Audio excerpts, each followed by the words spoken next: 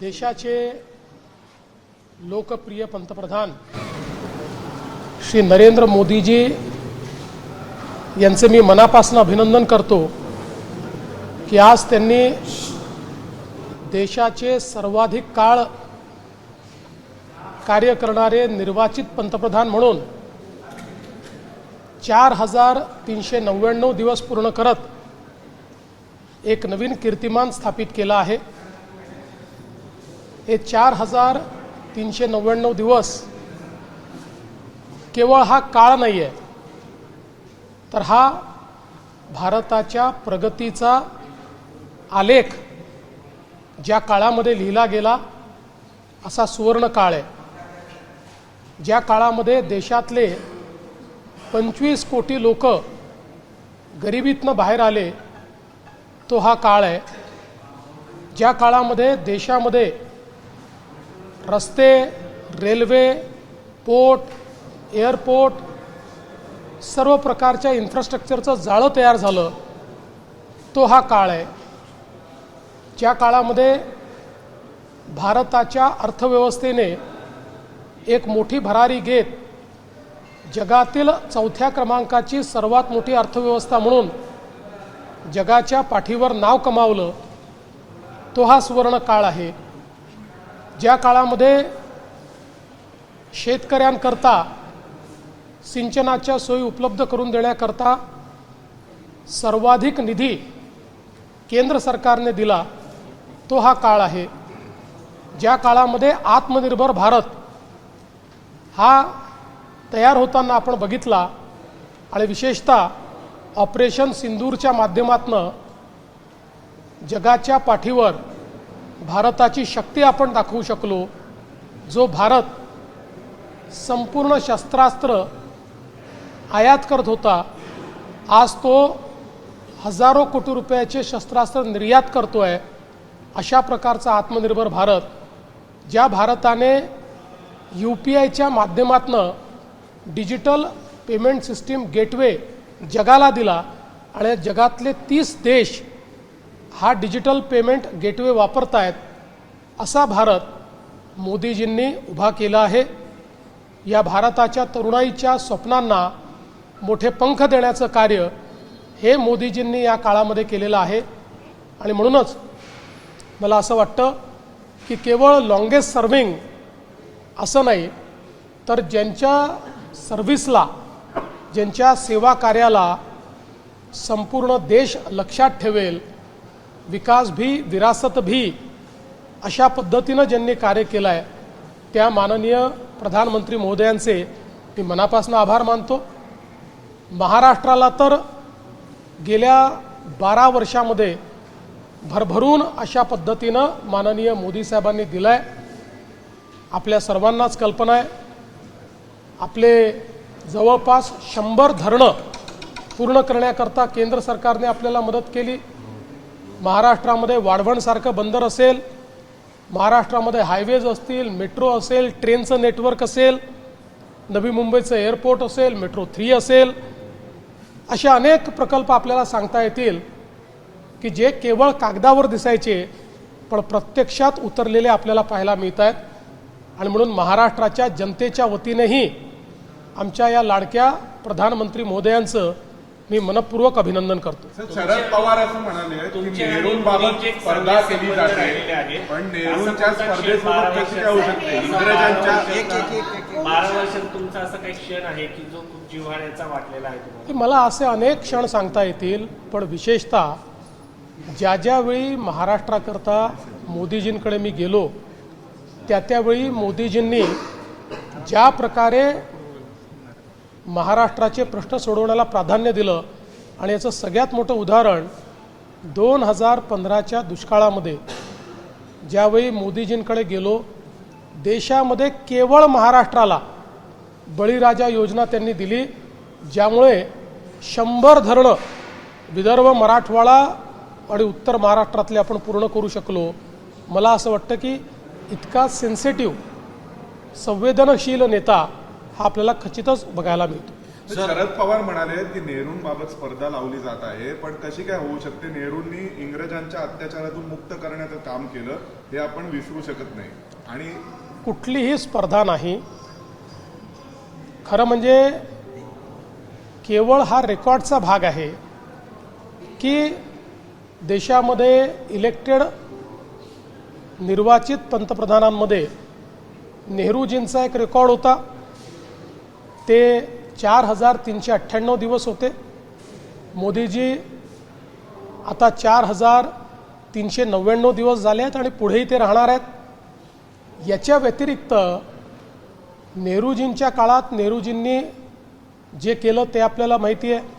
मोदीजींच्या काळात मोदीजींनी जे केलं ते आपल्याला माहिती आहे. तुलना करायचा विचारच नाही आहे, विषय नाही आहे. मुळामध्ये नवभारताच्या निर्मितीमध्ये मोदीजींचं जे स्थान आहे ते अढळ आहे. त्यामुळे मी कोणाशी तुलना करू इच्छित नाही. तुलना करण्याचं कारण आहे. काही लोकांनी यांच्या बैठका चालू आहेत. राहुल गांधी तर म्हणतात की एका वर्षापर्यंत मोदी काय टिकणार नाहीत म्हणून, आणि बैठका आता संपूर्ण देशभर घ्यायचं काम आता इंडिया आघाडी करणार आहे. असं आहे की बुडत्याला काडीचा आधार असतो. त्यामुळे स्वतःच्या मनाची समजूत घालणं आणि कार्यकर्त्यांना एक स्वप्न दाखवणं की चमत्कार होणार, चमत्कार होणार, 1 वर्षात मोदी जाणार, असं गेले 10 वर्ष चमत्कार ते करतायत, पण तो चमत्कार काही घडत नाही. मोदीजीच नवनवीन चमत्कार घडवतात आणि बंगालसारखा विजय हा खऱ्या अर्थानं केवळ देशाला नाही तर संपूर्ण विश्वाला थक्क करून सोडतो. म्हणून मला असं वाटतं की फार गंभीरतेनं हे घेण्याचं कारण नाही. ते बुडत्याला काडीचा आधार आहे, तसा तो काडीचा आधार घेण्याचा प्रयत्न राहुल गांधी करतात. शरद पवारांनी एक वक्तव्य केलंय आता की त्यांनी म्हटलं या देशाच्या स्वातंत्र्यासाठी ज्या लोकांनी योगदान दिलं त्यांच्यावरच्या मालिका बंद केल्या जात आहे. काही लोकांनी शिखांवरती काँग्रेसने आणि देशाने अन्याय केला असं वक्तव्य करून संबंध देशाची बेआबरू करण्याचं काम केलं जात आहे. महाराष्ट्रातून पंजाबात जाऊन हे बोललं जात आहे. आणि ब्लू स्टारला ब्लॅक डे म्हणाले. पहिली गोष्ट अशी आहे, शरद पवार काय म्हणाले मी ऐकलं नाही, त्यांचं भाषणही मी ऐकलं नाही. त्यामुळे तुम्ही अर्धवट गोष्टी मला सांगून माझी प्रतिक्रिया घेण्याचा प्रयत्न कराल तर ती योग्य होणार नाही. मात्र एक गोष्ट निश्चितपणे सांगतो की ज्या प्रकारे शिखांवर काँग्रेसने अत्याचार केला त्याचा निषेध हा जन्मभर आम्ही करू, शेवटपर्यंत आम्ही करू. ज्या प्रकारे कत्लेआम शिखांचा या दिल्लीमध्ये, पंजाबमध्ये आणि संपूर्ण भारतामध्ये काँग्रेस पक्षाच्या नेतृत्वात झालेला आहे, हे सत्य आहे. हे सत्य कोणालाही विसरता येणार नाही. मात्र गिरीश महाजन यांनी जे वक्तव्य केलेलं आहे त्याच्याशी तुम्ही सहमत आहात का? गिरीश महाजनांचं एकूण जर तुम्ही वक्तव्य बघितलं तर हा प्रश्न उठणार नाही. गिरीश महाजनांनी स्पष्ट केलं आहे, या ठिकाणी जे 90 गुरु आहेत त्यांचा 300वा शहीदी दिवस हा संपूर्ण देशामध्ये साजरा केला जात होता. महाराष्ट्राने त्या संदर्भात गुरु तेग बहादूरजी यांच्या या शहीदी समारोहाकरता मोठे मोठे कार्यक्रम घेतले. देशातले मोठे कार्यक्रम महाराष्ट्रात झाल्यामुळे अर्थातच पंजाबमधनं एक निमंत्रण हे गिरीश भाऊंना आलं होतं की या ठिकाणी आम्हाला महाराष्ट्र सरकारचा गौरव करायचा आहे. त्यामुळे ते त्या ठिकाणी गेले होते. त्यांनी दर्शन घेतलं आणि या कार्यक्रमाच्या पाठीशी कोण आहेत किंवा तिथे कोणाचा फोटो लागला आहे, एकतर तिथे गुरुमुखीमध्ये सगळं लिहिलं होतं, त्यामुळे त्याची कल्पना नव्हती.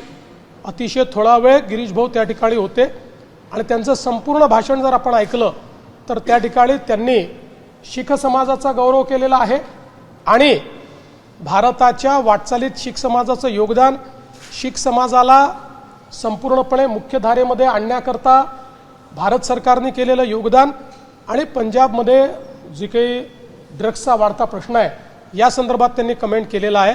मला असं वाटतं की याला दुसऱ्या कुठल्याही पद्धतीनं बघण्याची गरज नाही. ब्लू स्टारला काळा दिवस म्हणाले. त्याच्या संदर्भात त्यांनी स्पष्टीकरण दिलं आहे. तुम्ही मला फिरवून फिरवून विचारलं तरी त्यांचं स्पष्टीकरण त्यांनी दिलं आहे. त्यापेक्षा जास्त स्पष्टीकरण मला देण्याची आवश्यकता वाटत नाही. मुंबई महापौरची ऑफिस बरोबरच पुणे महापौर BSc आणि तुमच्या मुख्यमंत्र्यांची स्वतःची जी ऑफिस आहे ती एक ईमेल आली आहे बॉम्बने उडवून देण्याची. असले ईमेल येत असतात, आले तर ते आम्ही गांभीर्याने घेतो. त्याचा पूर्ण तपास मुंबई पोलीस करतायत. पण साधारणपणे अशा प्रकारचे ईमेल हे आत्तापर्यंत असा अनुभव आहे की ते हॉक्स असतात, ते चुकीचे असतात. तथापि कोणी ईमेल केला तरी कोण आहे हे शोधून काढणं काम आहे, ते होत आहे. पश्चिम बंगालमध्ये टीएमसी फुटते, त्या पद्धतीने महाराष्ट्रात अनेक पक्ष फुटले, त्याच धर्तीवरती फुटताना पाहायला मिळालं. आणि ममता बॅनर्जी, अभिषेक बॅनर्जी काँग्रेसमध्ये विलीन होणार असंही कळतंय. त्यावरच राऊत म्हणतात की अजित पवारांकडे विलीन होण्याऐवजी काँग्रेसमध्ये विलीन व्हा. काय होईल? मला अजून राऊत का विलीन झाले नाहीत हे समजलेलं नाही. त्यांनी त्यांच्या विलिनीकरणाचा मुहूर्त काढावा. इतरांचा मुहूर्त कशाकरता काढतात? ते आपले महाराष्ट्रातले नेते आहेत, महाराष्ट्रावर बोलावं, जगभरावर कशाला बोलावं आपण? साहेब, ठाण्यामधला एक व्हिडिओ व्हायरल होतोय. एक वयोवृद्ध जो व्यक्ती आहे ते कचरा टाकू नको असं एका ओला चालकाला सांगत असल्यामुळे त्या ओला चालकाने त्यांना मारहाण केलेली आहे. अत्यंत गंभीर प्रकारचा व्हिडिओ सोशल मीडियावरती आणि समाज माध्यमांवर कचरा करू नको म्हणून ते अतिशय गंभीरच आहे. या संदर्भात कडक कारवाई करण्याचे आदेश हे आपण दिलेले आहेत आणि निश्चितपणे अशा प्रकारच्या प्रवृत्तींना ठेचण्याचंच काम. भाऊ, मागच्या कर्जमाफीतून जे लोक शेतकरी वंचित आहेत त्याच्या संदर्भात काल कॅबिनेटमध्ये चर्चा झाली. मात्र जी आर कधीपर्यंत येईल किंवा काय याच्यामध्ये पुढे भवितव्यात काही याला अजून एक जोडून, ज्यांनी जुनं कर्ज घेतलं त्यांचं कर्ज माफ होणार नाही असं जुने. पहिल्यांदा सांगतो की या संदर्भात सगळे डिटेल्स देण्याकरता आम्हाला इलेक्शन कमिशनने बंदी घातलेली आहे. तथापि प्रेस नोट काढायला बंदी नव्हती म्हणून प्रेस नोटच्या माध्यमातून सगळे डिटेल आम्ही दिलेले आहेत. ते जर नीट वाचलं तर सगळे कन्फ्युजन दूर होतील. 56 लाख शेतकऱ्यांना 36,000 कोटी रुपयाची कर्जमाफी आपण करतो. यामध्ये ज्या लोकांनी यापूर्वी कर्ज घेतलेलं आहे, जे थकीत आहेत, असे सगळे लोक आपण कव्हर केलेले आहेत. केवळ 2020ला ज्यांना कर्जमाफी मिळाली आणि जे पुन्हा थकीत आहेत असं दाखवत आहेत किंवा झालेले आहेत, यांच्या संदर्भात काही रेस्ट्रिक्शन आपण टाकले आहेत. तो नंबरही मोठा नाही आहे. मला असं वाटतं की 9-10 लाख अशा प्रकारचे शेतकरी आहेत, त्यांनाही कर्जमाफी मिळणारच आहे. पण वारंवार म्हणजे 17ला मिळाली, 20ला मिळाली आणि पुन्हा 26ला, तर यातनं बँकिंग हे पूर्णपणे कोलॅप्स होईल. आणि म्हणून बँकिंगही कोलॅप्स होऊ नये आणि शेतकऱ्यालाही मदत मिळाली पाहिजे म्हणून त्यांच्यापुरतं काही अटी आपण टाकलेल्या आहेत. ज्या अटी जवळपास मला असं वाटतं 99% शेतकऱ्यांना त्याची अडचण पण येणार नाही. बाकी सगळ्या शेतकऱ्यांना आपण पूर्णपणे कर्जमाफी देतो. तो 15चा आहे का 16चा आहे का 14चा आहे हे देखील आपण बघितलेलं नाही आहे.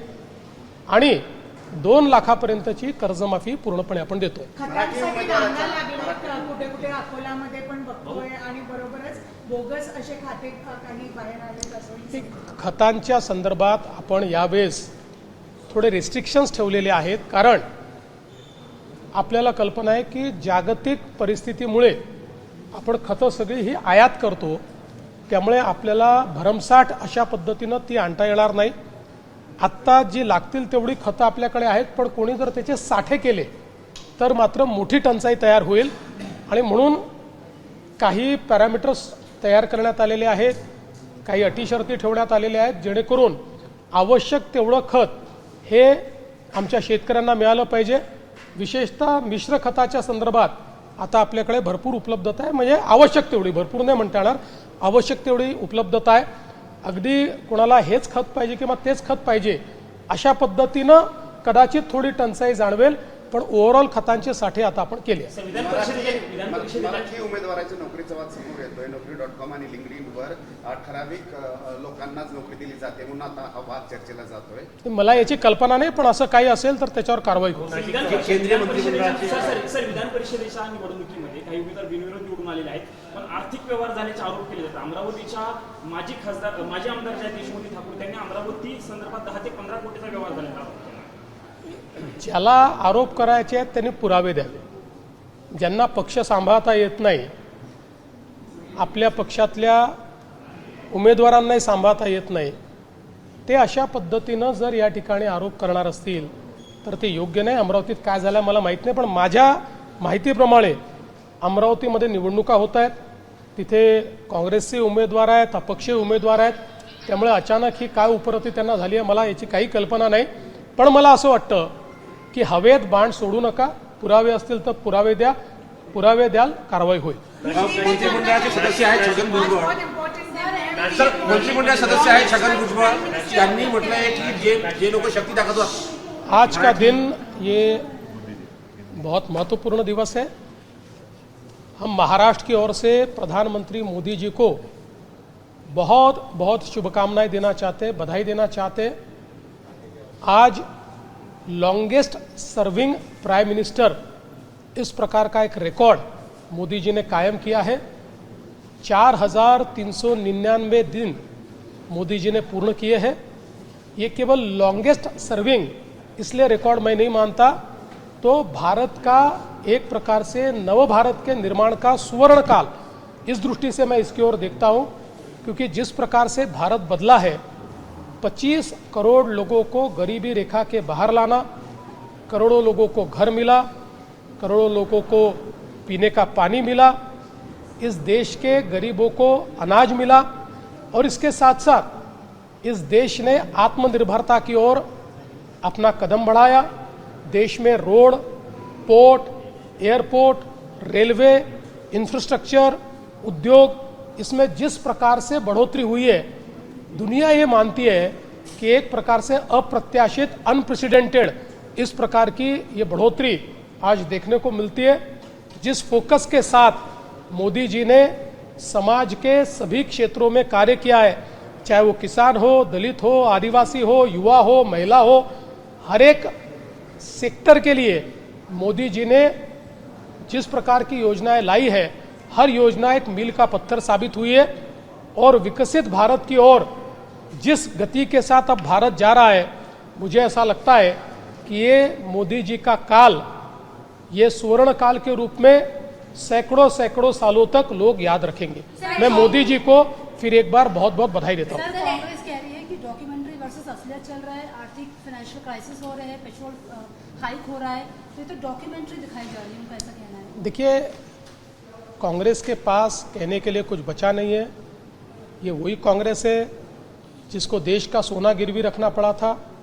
ये कोई कांग्रेस है जिसने ऑयल बॉन्ड निकालकर देश को हमेशा के लिए आर्थिक खतरों में डाल दिया.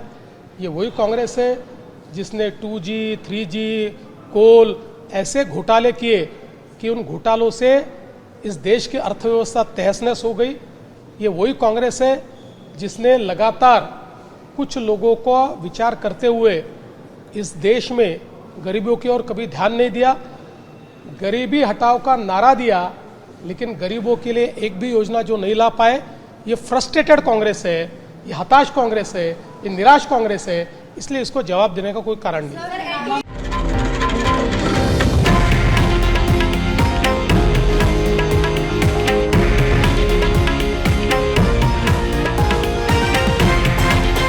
हे आहे देशातील नंबर 1 न्यूज नेटवर्क आणि आपण पाहत आहात TV9 मराठी, एकमेव.